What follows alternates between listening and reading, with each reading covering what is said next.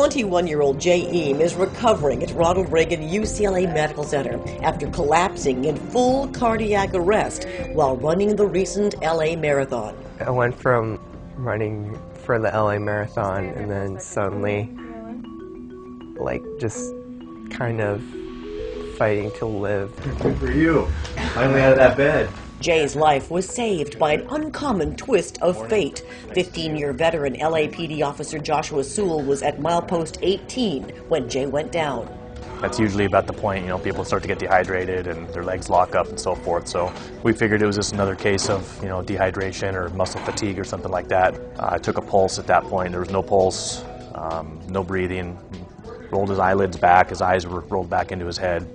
So he was in full cardiac arrest at that point. Officer Sewell immediately began CPR. How are you, sir? Much better. And UCLA physician and professor of surgery, Dr. Charles Chandler, just happened to be 50 yards from the scene. I was on my way to work, but decided to stop by as a spectator. I just made a quick assessment of how he was, what the likely problem was, and who was doing what, and how well they were doing it, and what he needed, and how to get him out of there.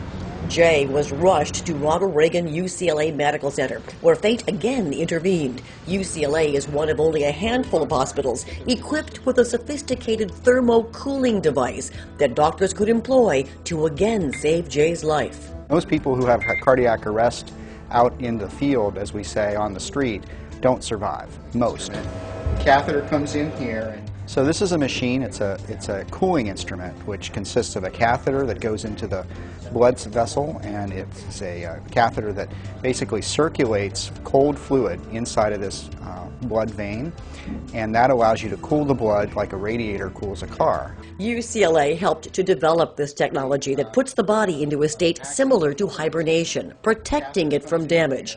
Jay was placed in a coma-like state and cooled to 89 degrees Fahrenheit for 3 days, then slowly brought back to a normal temperature. He's not had any real sign of permanent brain damage, so this therapy really saved him, and he's doing excellent. Put your hands up like this.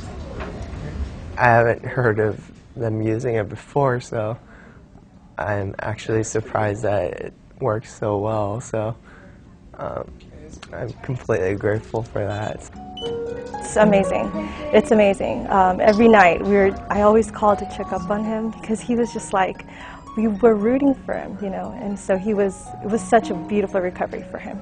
Jay is expected to make a full recovery. He's a pre-med student who plans to become an ER doctor. And Officer Sewell, who is also a runner, says whenever Jay's ready, he will strap on his running shoes and they will finish the last few miles of the marathon together.